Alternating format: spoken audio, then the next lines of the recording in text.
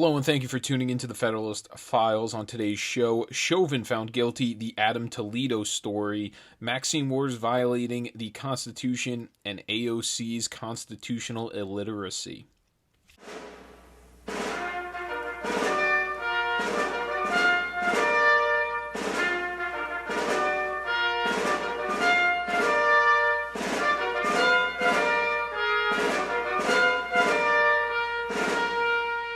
I'm doing great. I see you reporting on Twitter. Yeah, it's good stuff. It's good stuff. Hey, but I seen the Project Veritas stuff about CNN. What do you guys think about that? Get my job by doing this. Yeah, okay. No comment. How you doing today?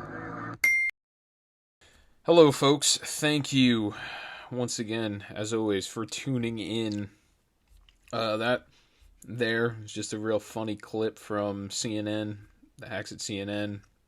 They got caught by Project Veritas, and that is just, I guess, a regular civilian asking a reporter from CNN, how's that James O'Keefe story, Project Veritas story going for you guys? And just and there was another confrontation video with Brian Stelter, which was kind of weird because if you actually watch the video with Stelter, he's walking around carrying like a weird handbag purse kind of thing, saying I feel bad. It was very weird. But first off, to get to the breaking news in the Chauvin trial, we had a guilty verdict from the jury. The jury deliberated for 10 hours on this case. I apologize in advance. I recently just got some work done on my teeth, so I may have maybe a little bit of a lisp. I still have that numbing agent in my mouth right now. I've tried to prolong as long as possible, just to try to get some of the sensitivity back in my mouth, but it has not really come back yet. So you had Chauvin, 45. He was charged with second-degree unintentional murder, third-degree murder, and second-degree manslaughter. This was today around 4 o'clock, I think it was p.m. Eastern Time. So this is very recent. This is some breaking news.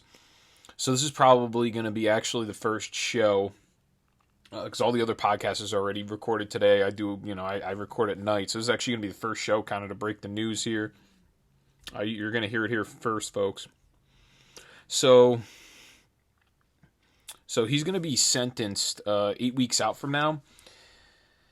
From what this represents for our country and for cops everywhere, really, cops should step down. They should retire. They should hand in their badge, and because at this point, it shows that we are devolving into a mob rule like system. Considering and when everybody first saw what actually happened to George Floyd, and then they came out with the full video afterwards, the media, because they suppressed the story purposely. They purposely cut the clip to try to push a narrative. And during this case, like I said many times, the prosecution was making the case for the defense. Every single piece of evidence that really came out was extraordinarily damning, or was rather exonerating for Chauvin. The amount of oxygen in the system of George Floyd shows that he was not actually choked. There was no windpipe blockage.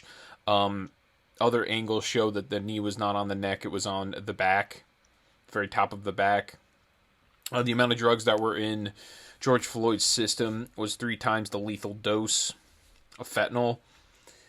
They were very, very amiable at first when they dealt with Floyd. They told him, hey, do you want to go in the back of the car? No? Okay, what do you want to do? They brought him to the ground because he personally asked to be brought to the ground. So they followed what he wanted. And it ends in this case where this guy's going to get probably the rest of his life in jail, if I had to imagine, maybe 30 years. Maybe he'll get out when he's in his 80s or 70s. But from what it seems like, everything that has been said now, and I had all this show, I had everything queued up, ready to go, and then this news broke. I thought the deliberation would last much longer than just today. I thought this was going to continue into the week.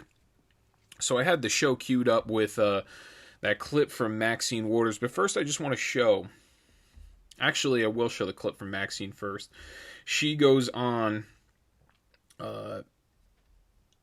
Or I can go with the Adam Toledo. No, I'm going to go with Maxine Waters first.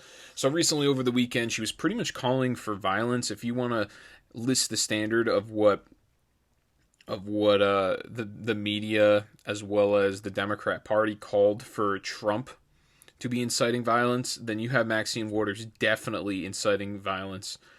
Play 5. We're looking for a guilty verdict. We're looking for a guilty verdict, and we're looking to see if all of the fault that took place and has been taking place after they saw what happened to George Floyd, if nothing does not happen, then we know that we've got to not only stay in the street, but we've got to fight for justice. But I am very hopeful, and I hope that we're going to get a verdict that is say guilty, guilty, guilty. And if we don't, we cannot go away. And not just manslaughter, right? I mean... Oh, no, not manslaughter. No. This is guilty. For murder. I don't know whether it's in the first degree, but as far as I'm concerned, it's first degree murder. Congresswoman, what happens if we do not get what you just told? What should the people do? What should protesters on the street do? I didn't hear you. What happens? What should protesters do? Well, we got to stay on the street, and we've got to get more active.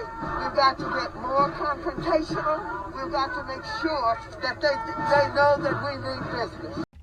So what you saw there is there's about 3 different calls to violence if you use the Democrat standard for what a call or inciting violence is. The very end where she says, well, we got to stay on the streets and we got to be very confrontational. That one is actually, ironically, highly confrontational. That comment to begin with, because now what we're doing is we have politicians. This is no longer a separation of powers where the judicial system is its own separate branch. We have politicians getting involved in the judicial system. So we have the legislative branch getting involved in judicial proceedings in this case. And I have a clip of Alan Dershowitz actually briefly talking about this, how this can actually be considered a mistrial because there's going to be an appeals process to this.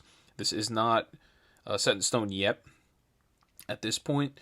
So there is definitely going to be some sort of appeals process for this. And the fact that Maxine Waters said this to begin with, the judge should have called for a mistrial. I know the defense went forward. And I think, you know what, actually, I'll play the clip first of the defense with Judge Cahill going for a mistrial. Play 6.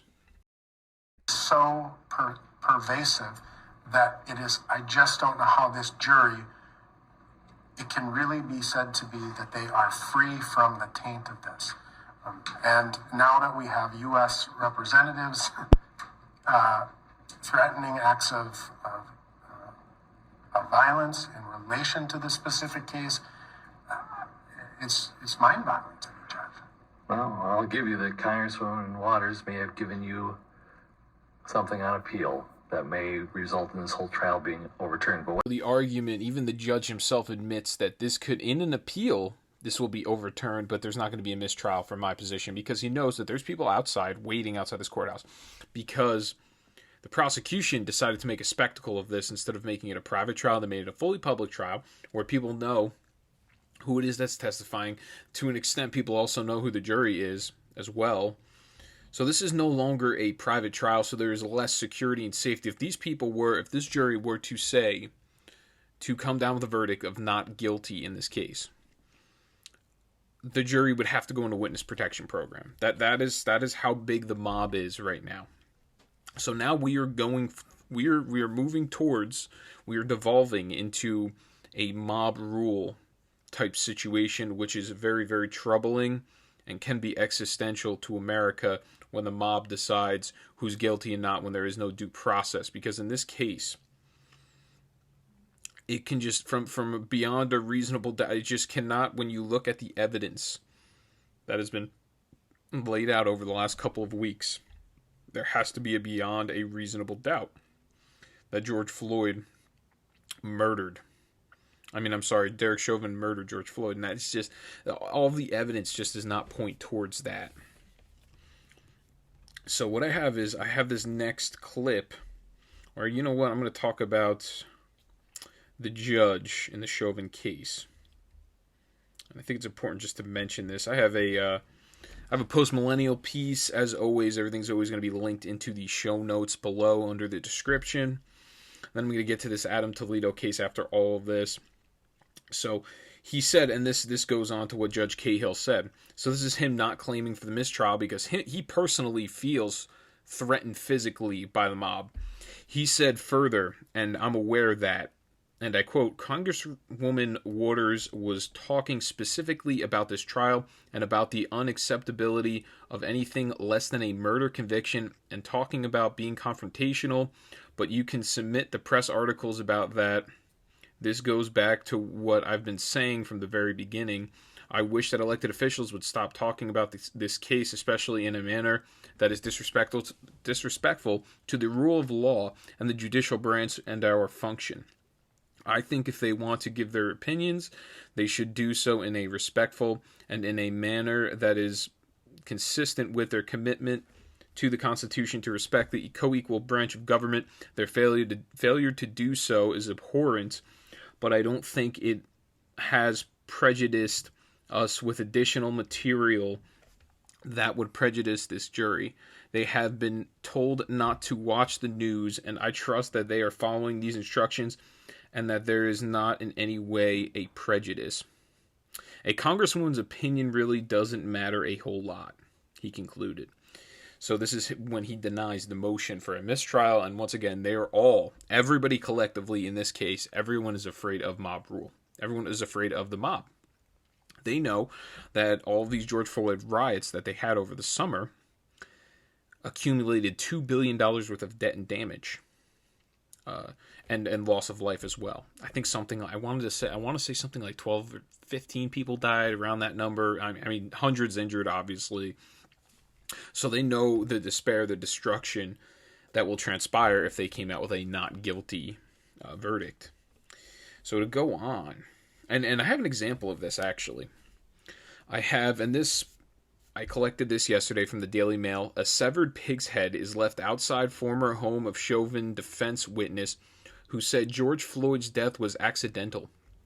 So vandals struck early on Saturday at Barry Broad's former home in Santa Rosa, California. They smeared animal blood all over the door and garage doors and left a severed pig's head on the stoop. Broad has not lived there for several years, but it appears he was the target after he testified for the defense in Derek Chauvin's trial in Minnesota. Broad claimed police were justified in pinning George Floyd while handcuffed. The reason they ended up pinning him while he was handcuffed is because he would not get into the car. I'm just watching over on the screen. I see Candace Owens. She's on fire on Fox News. I don't have the volume up, but she's going off right now. And she's on Tucker Carlson. So what we have in this case is, once again, let me just lay this out once again. We have a bunch of people that are afraid of mob rule. The mob is now ruling this country. There is no due process. This is not a republic. A republic would give principle of due process. In this case, there was no due process because of the interference coming from our legislative branch, the media, of course, but there's really not much you can do about media. But for sure, the legislative branch, unequivocally, with members in the legislative branch telling people what the verdict should be and that they should be confrontational, calling them to act violently if it does not go the way. They're pretty much calling, like, imagine if legislators made a law and it was unconstitutional on its face, such as a gun confiscation. And they said to the mob, they said, well, if the Supreme Court doesn't go forward with confirming this rule and claiming it as constitutional, then we should all stand out here and we should be confrontational. That is the problem when there is now a commixture of the powers that are supposed to be separate. And that's exactly the problem with this. And now I have Alan Dershowitz. He's probably like top 5 legal minds in the history of America. He has something to say about what Maxine Waters said. I think he calls it something like KKK tactics. Historically, the KKK was known, because the KKK was also driven by the Democrat Party. They were known to do this outside of courthouses as well. Play 9. Well, when you have jurors who are being influenced not only by the evidence, but by fears for their own safety, deliberately instilled in them by a member of Congress. Look, the judge should have had the courage to declare a mistrial, but he didn't, because if he declared a mistrial, there'd be riots in the streets and he'd be blamed for it. The true blame would be on Waters, but he would be blamed for it. This way, he's pushing it up to the appellate courts and saying, well, maybe there should have been a mistrial, but let the appellate court decide that. That'll be months from now. The streets will not be filled with demonstrators. It'll be a lot safer to reverse the conviction. That's not the way the system of justice should operate. We're not under the rule of law in Minneapolis. We're under the rule of the crowd. And, you know, when you think about the irony of what Congresswoman Waters did, she borrowed the playbook of the Ku Klux Klan from the 1920s and 1930s. They would stand outside of courtrooms and they would threaten violence if any juror would ever acquit a black person or convict a white person. Now we're seeing exactly the opposite. We're seeing mobs outside the courthouse, and we're seeing members of Congress, just like the Klan, had governors and senators and very prominent public officials demanding verdicts in particular cases. And now we have a member of Congress demanding a verdict in the case. The judge was right. This violates the separation of powers. It insults the integrity of the independent judiciary. And Congresswoman Waters ought to be ashamed of herself. So he is absolutely right. He is, like I said, he's like top 5 legal minds. Currently, right now, for sure, he's top 5. So we're having now a breaching of the Constitution in terms of the powers, the co-equal branches. We're having people in the legislative branch call for deliberations and call for verdicts in the judicial branch, which is a serious violation of our Constitution, as well as just calling for the... If you want to say that Trump called for violence, then Maxine Waters for sure just incited violence. That same night, I think there was a drive-by shooting of National Guard members that exact same night. So now what I'm looking at right now on the news, we have people all around. We don't know if there's going to be more rioting, more looting, or what have you tonight. I'm not sure exactly. It looks like people are getting ready to do something. Who knows exactly what it is, but I just took a minute between the clip to listen to what Candace Owens had to say. It was very, very insightful. She says, "We've created through the media, as well as our education system, we've created a country of losers. We've created this mentality, this negative mentality that the world is up against you, that you cannot succeed in America, that you are a result of America. Your failure is a result of America. You are not to take personal responsibility yourself for your own mishaps or your own failings. This is the fault of somebody else, or this is the fault of America and its institutions, and you should reject the American ideology, American principle of the American dream." And she says this has been perpetuated in the media and also taught in our school systems. And because of this, look what our school systems are churning out. They're churning out kids that are angry and miserable and blame everybody else for their own failures. And because of this, now there is a mob rule mentality, because they are the mob, and they will go out there and do what the Democrat politicians tell them to do. I just thought that was very, very, very insightful indeed, for sure. And it's just a breakdown of our society, and that's what I was going to say in the show before the verdict came out yesterday when I was planning it. We've had a breakdown of our society that hasn't really been addressed by politicians in a general sense. They kind of do their virtue signaling. They fight. They fight for whatever their belief is. But I think that to fix America, you need to actually fix our society and our cultural standards and our norms now at this point, because we have deviated so far away from them. So this Adam Toledo story is I have a story by The Sun here. I guess it's like a Chicago news source, I think.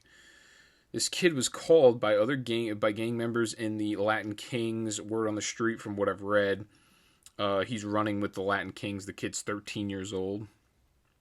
This article is written by Megan Hadley and Ruben Roman. The nicknames that they had for him on Twitter, when people took to Twitter after this 13-year-old kid in Chicago was shot by police, they had these memorial tweets, and they were calling him Lil Homicide. He went by Lil Homicide and Baby Diablo. Okay, so this kid's out at 3 o'clock in the morning. One of his, to begin with, he's also been branded, allegedly branded with a tattoo, and they gave him a gun he's believed to have had when when Stillman shot him. Stillman's the name of the cop, in the chest on March 21st, 2021. So allegedly, members of the Latin Kings had been shooting at cars all night, and this officer was responding to the call right before he got there, or as he was driving. There was 8 shots right before that. Apparently, it's another individual. I forget the guy's name. I had it here. Let's see if I can find it. I did have it. I don't know what happened to it. It was, let's see. Oh, I don't have it. I forgot the name of the other guy, but the other guy was like, I think 23 years old. They ended up arresting him as well for all these really weird charges. And this is the problem that we're running into now. He's been, this same kid, I was reading stories about him being missing, his mom never reporting any of it. He was given a gun by somebody else pretty much to ditch, and the cop got to him, chased him down. Kid had the gun last second. He tried to ditch the gun and put his hands up, but by that time the cop already shot him thinking he was armed. So I have a little bit of the clip here. Viewer discretion is advised on this one. All right, play 8.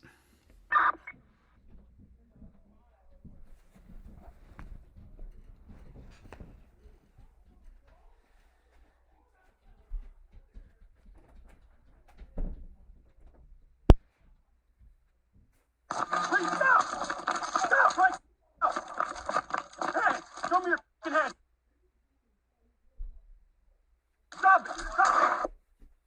So this video, just to give a visual to people that are watching, or I'm sorry, listening on podcast.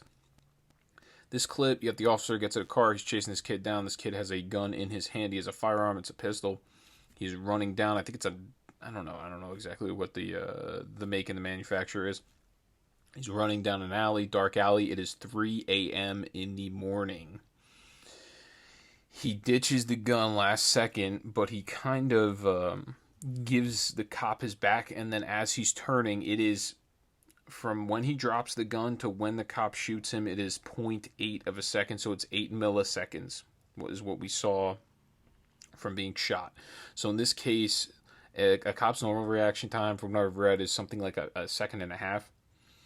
So this cop was preparing to be shot at when this kid turned around at him, and when he shot him from there on out, he tried to give him medical attention, but I think he died very quickly on the scene. Now the problem is, in Chicago, they've been rioting over this. They're not happy. Me personally, I don't think this cop's going to get anything. This is a legal use of force in this case. Just the amount of time given, the reaction time for the cop given, just shows statistically by analysis, by different studies that have been conducted on this, that there's nothing they can really do in this case. Personally, that's just I mean, at this point, anything's pretty much possible because it doesn't really matter anymore because mob rules the country. Democrat politicians run the mobs, and the mobs run the country. We are now devolving into a mob rule-like scenario. And really the question is, what the heck is a 13-year-old kid doing associating with the Latin Kings and out at 3 in the morning? And this was a common occurrence. He would go missing. Days before, apparently, he was missing like for 2 days straight, and then he showed back up at home. His mom doesn't call the cops, say, oh, I can't find my son. So this is a normal occurrence for this kid. There's just really no accountability, I guess, from the parents, and that's what I think is becoming wrong with our society. We've given too much power to the state. The state takes responsibility of your children in many cases, especially when it comes to this transgenderism thing in school. The school will not tell. In certain states, the school does not tell the parent about this. The kid can show up to school and then change into a wig, and the school is not permitted to tell the parent about what is going on with their child.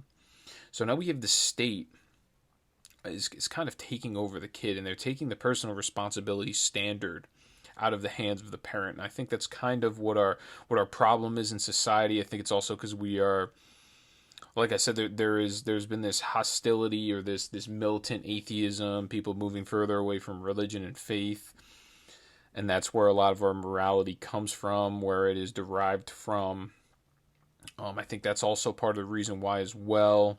I think there's a lot of reasons for this situation that we are currently in society. I think a lot of it has to do with schooling, the media, just our structure of culture. It exalts people that do wrongful or morally unethical things. For example, Cardi B admitting to drugging and robbing men, and then she was like praised for it, and they didn't press any charges against her. What's the other one's name? The heavy one, Lizzo, when she walks around wearing what she wears. There's just so many things in society where we're now defending the people that have victimized their community for years. George Floyd was stopped for a counterfeit bill. That's unequivocal. Once again, that's unequivocal. It was a counterfeit bill. The kid that was working at the desk, that got taken out of his paycheck. So what he did was he asked George Floyd multiple times just to give him the money. And he won't call the cops. George Floyd, 6'7", he's been victimizing the community. He's a career criminal his entire life. He hasn't been on the up and up. He's been on the down and down. He's just continued to deviate from a moral sense. And George Floyd shook the kid off. Kid calls the cops. And the cops handle him. They try to put him in the car. George Floyd will not. He resists them the entire time. Dude's 6'7", like 250. They literally, with the handcuffs on, they still cannot get him in the car. He asks to be put on the ground, so they put him on the ground. They're waiting for backup. Thus the reason for the knee that actually now looks like it is on the back of George Floyd. Thus the reason for that.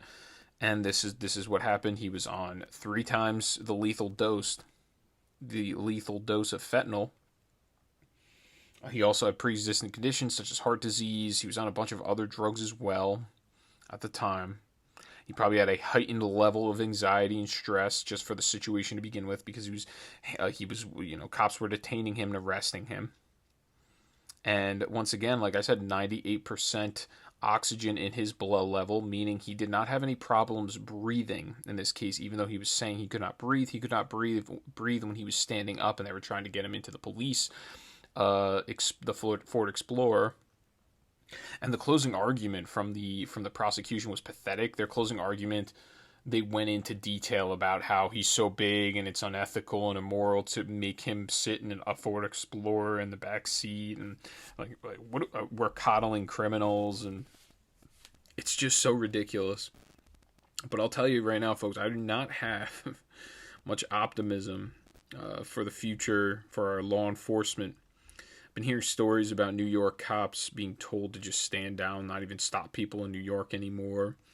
So I think there's definitely a lot of problems that we're going to see in the future that are going to be derived and correlated with this future police reform that we're seeing, where people themselves, the citizenry, are going to have to arm themselves, and they're going to have to enforce the law themselves, or they're going to have to be more reliant on themselves more than the government, which I don't think there's a problem with being more reliant on yourself.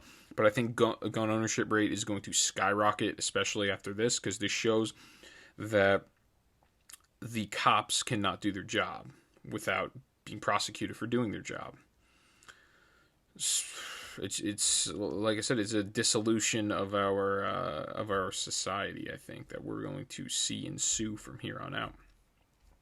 So to change topics here, switch over. I have this Florida, well, it's actually kind of related. Florida Senate came out with an anti-riot bill, and that is the Florida Senate, and it's written by, I'm trying to find the source here.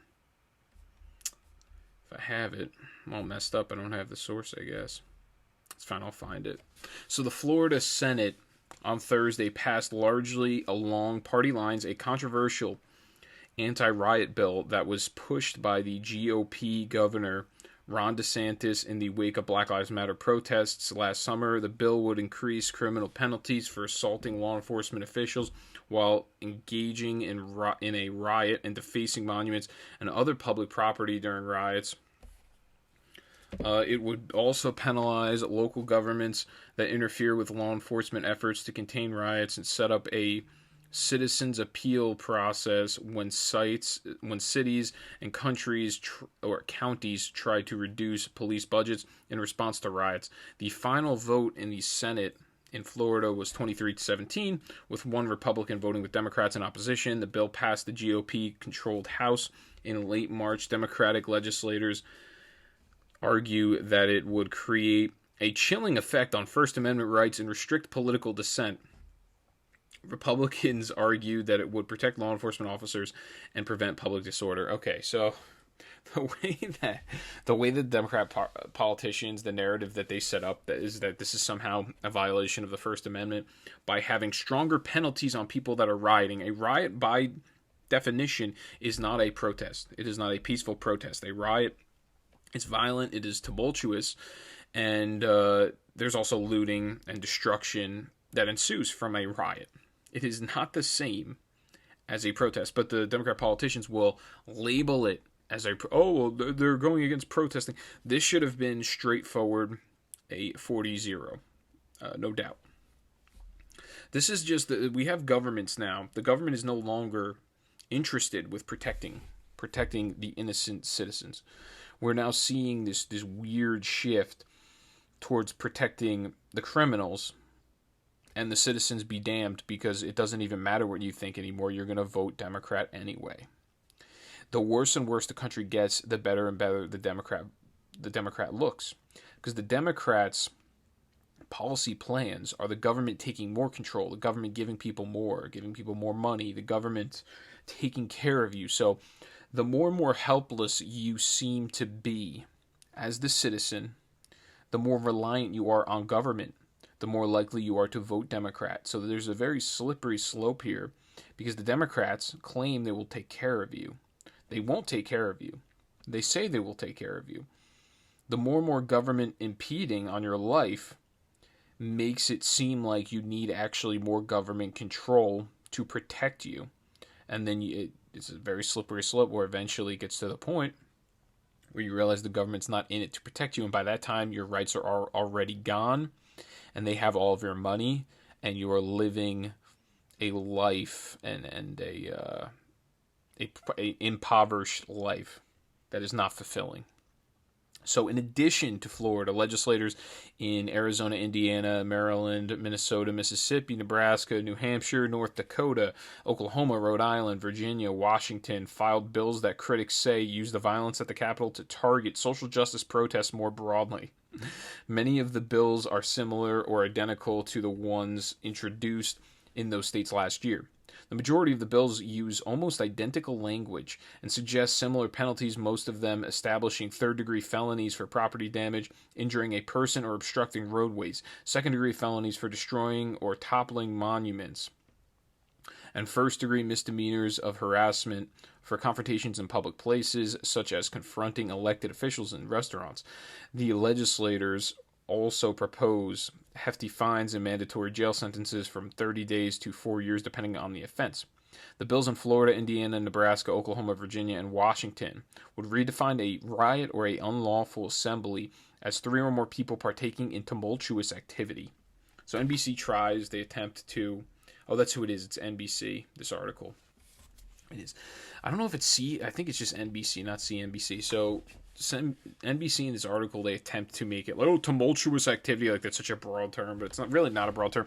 It's just violation of the law, injuring other people, property damage, obstructing roadways. You have a right to protest. This in no way interferes with the right to protest. It's saying, oh, yeah, you can protest, but you can't break out into a riot, start assaulting people, looting, stealing people's things and belongings, or partaking in property damage. Really, that's all it says. So go on. I got AOC's, and this is her mentioning, and this is great. Her talking about the Supreme Court, how they were trying to add 4 justices to the Supreme Court. This is a Washington Examiner piece. It's written by Brad Palumbo. Ocasio-Cortez weighed in on the latest proposal from several prominent Democrats in Congress to pack the Supreme Court by adding 4 Democrat-selected justices to the bench to skew its ideological balance in their party's favor. This proposal is disastrous and dangerous in and of itself, yet the Congresswoman not only endorses the plan to overturn the Supreme Court into a rubber stamp, but essentially suggested that she doesn't believe the High Court should act as a check on Congress at all. And this is insane. So she, according to Fox News, when questioned why the justices can overturn laws about the justices, she said, and I quote, "Justices can overturn laws that hundreds and thousands of legislators, advocates, and policymakers drew consensus on. How much does the current structure benefit us? I don't think it does." So she thinks, this is the Democrat Party talking about mob, once again, talking about mob rule. Legislators, whatever we put out there is unequivocal. Whatever law we pass is unequivocal. You can do nothing to it. That is her position. Her position is when the legislative branch goes forward, puts forward a law, it is passed through the legislature. It is also passed by the president. That law, no matter what anyone in the Supreme Court thinks, whether it's constitutional or not, is automatically a law. It doesn't matter. With these remarks, the Congresswoman misunderstands or rejects the very role of the Supreme Court plays in safeguarding our constitutional liberties. She decries the fact that the judiciary can overrule elected policymakers, but that's exactly the point. The reason we have a First Amendment, for example, is because our right to freedom of speech is supposed to be off limits, yes, even for laws that hundreds of thousands of legislators, advocates, and policy makers drew consensus on. So here's another very important fact. Here, the Supreme Court historically has also had many examples where they enacted, in which laws were enacted by Democrat lawmaker majorities and then were struck down by the judges in the Supreme Court because they were in violation of people's freedoms. And here are just a few that he lists here, Brad Palumbo, in the piece.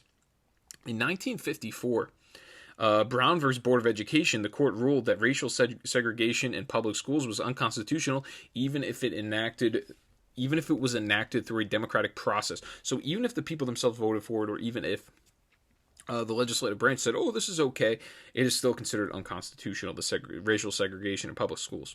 So in the 1989 case, Texas versus Johnson, the court ruled that even if a majority of voters want to ban flag burning, doing so is an unconstitutional restriction on the freedom of speech, also the freedom of expression.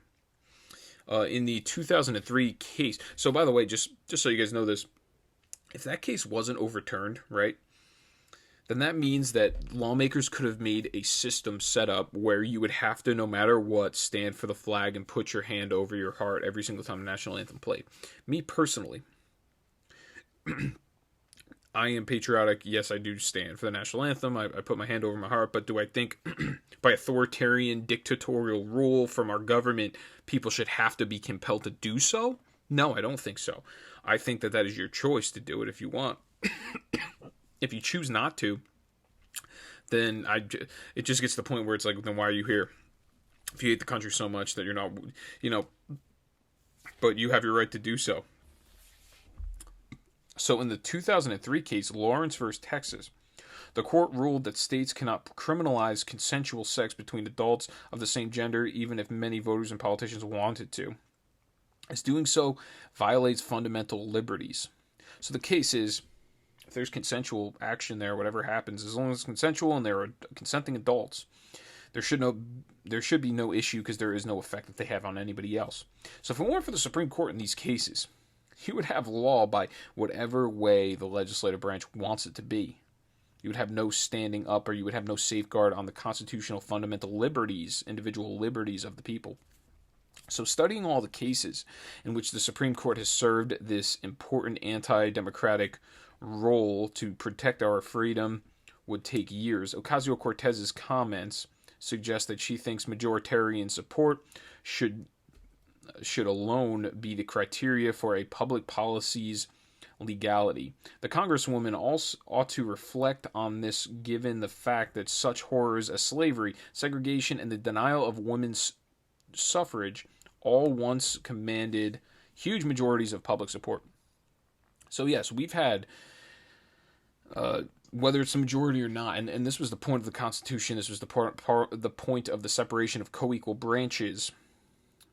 in our federal government is every single branch is supposed to work as a safeguard for liberty.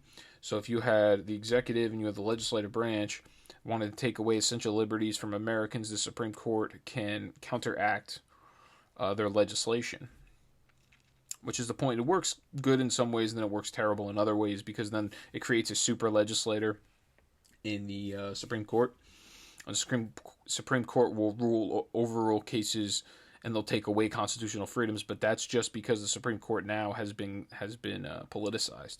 Really, is what the problem is, and too much power has been laid at the hands of government as well. So I'm gonna end here with a couple of financial things, a couple of statistics on economics. If I can find my thing here. Okay, so we have a Heritage Foundation finds. The Heritage Foundation, they do, statistics on economics. Highly intelligent people work there, like real wizards. They said a corporate tax increase will result in a $1,650 loss a year per household. And this is, it was reported by the Foundation of Economic Freedom. A new study from the conservative-leaning Heritage Foundation finds that this tax increase on big business would ultimately be borne in large part by workers. Heritage macroeconomist Parker Shepard projects that the economy would shrink to the tune of $1,650, so $1,650 loss per household, with the median worker seeing a $840 decline in their annual income. And this was just because the amount of money with a corporate tax rate this high, you would see people pull their money out of the economy and move it elsewhere. So they would actually take in less in taxes with such a high tax rate. And in doing so, pulling your money out of the economy like that, you're not going to give people the same amount of raises either.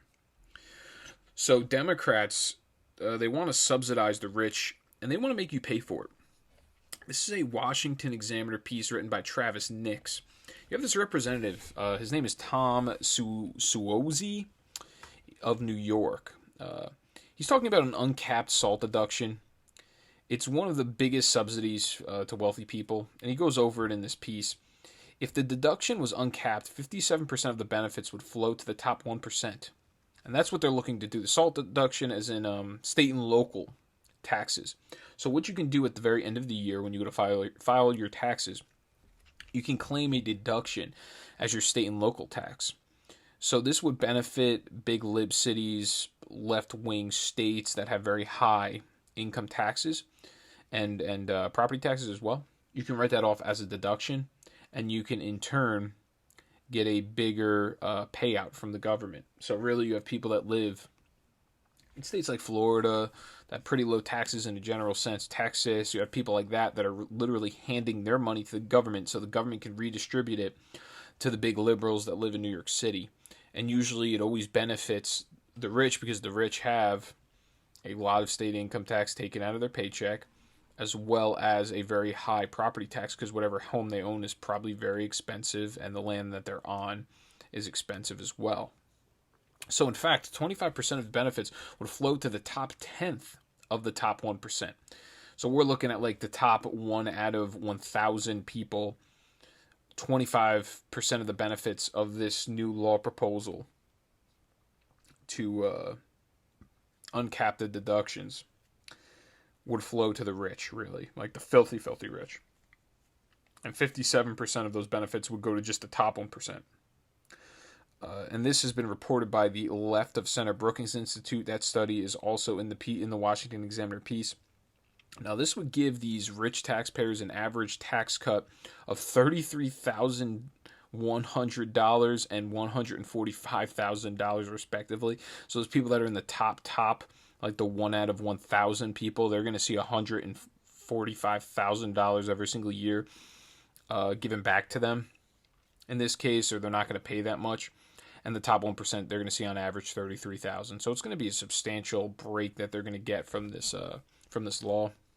So middle-class households would receive little benefit from an uncapped SALT deduction thanks to the 2017 tax law. 90% of people take the larger standard deduction instead of going through the complicated and time-consuming process of electing to itemize their deductions, such as the SALT deduction. In other words, the SALT deduction only benefits the richest 10% of taxpayers and is just a subsidy for wealthy taxpayers in high-tax states. So meanwhile, the middle class would be forced to pick up this expensive bill. Uncapped, the SALT deduction would reduce federal revenues by nearly $700 billion over the next 10 years. So we're actually, by having these SALT deductions, there's going to be a bigger payout to these lib cities or these liberal states, and they're actually going to take in less federal revenue because of it. Now, this leaves the rest of the country to cope with this problem in one of two ways, really. To pay it right now with the higher taxes or burden future generations with more debt, print more money. Okay, so Biden has already signaled he wants to pay for it at least with this new infrastructure package, with tax increases, and this dude Tom Suozzi, he said it could be, it could also as well be job and wage crushing with these business tax hikes as well. That's another avenue that they might take. So the SALT deduction's design also makes it easier for state lawmakers to raise taxes in the future. And this is actually something, I didn't even think about this. Since the SALT deduction subsidizes these state taxes by allowing the wealthier taxpayers to deduct their state taxes on their federal forms, taxpayers will never feel the full weight of these high state taxes. Thus, these states will not really be held accountable. These local governments will not be held accountable to mask their high taxes and just continue jacking up the tax rate in their liberal states. And don't worry about it because it's all a SALT deduction at the end of the year, and you can just get that money back from the federal government. So what we're going to have is we're going to have big liberal states being paid for by people that live in Texas, people that live in Florida, people with low taxes. So it is no wonder why this Tom Suozzi guy wants to reinstate the full SALT deduction. His district has a median household income of more than $122,000. That's nearly double the national average. And on average, a home over in his district is more than $600,000. He's just he's from the wealthy part of New York, I guess. So they will benefit while the rest of America loses in this case. So if he's really concerned about losing residents due to this state tax, he goes on to talk about Governor Cuomo in this case. Let's see. Necessary fund local services and hospitals. This is false. The SALT deduction is a federal. Yeah, so he just goes on. He talks a little bit about how everyone says these federal taxes and the SALT deduction helps out local services such as schools and hospitals, and it's just really false because the SALT deduction is a federal tax deduction. So local services will continue to be funded by the local government. The SALT deduction is simply a subsidy that encourages local governments to jack up the taxes, and then in essence, they don't hand them. It's not like the federal government hands the money back to the state government. It hands it back to the rich people in this case. That's all that really happens. So that'll actually conclude this one. It's not that long. I didn't have that much information except for the Chauvin trial. So it's a little bit shorter than it normally is today, like 10 minutes. But I have a couple quick ones. I have Ayanna Pressley, and it kind of relates here. Ayanna Pressley making $15,000 in rental income. Meanwhile, she's been going forward yelling, cancel rent, cancel rent. She owns a bunch of real estate that she personally has been renting out, and her rental income in 2019 was $15,000.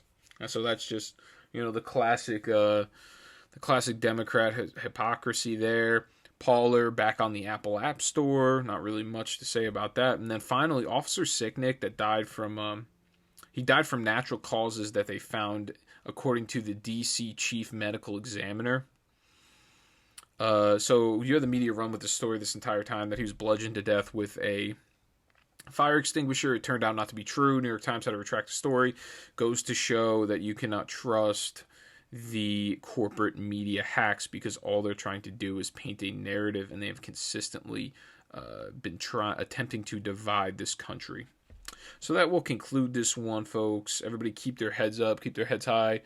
We have a lot of news that'll probably be upcoming in these next couple of days, so make sure you tune into the weekend special. Once again, we've been doing those Federalist papers. We started those back up. Last one was on Monday. We're going to have another one going forward on Friday, and then we're going to have the weekend special coming out like Sunday morning. So I greatly appreciate everyone for tuning in. Please like, share, subscribe. Make sure you drop the mic on people, let them know about the podcast. I greatly appreciate it, and I will see you all on Friday. Thank you.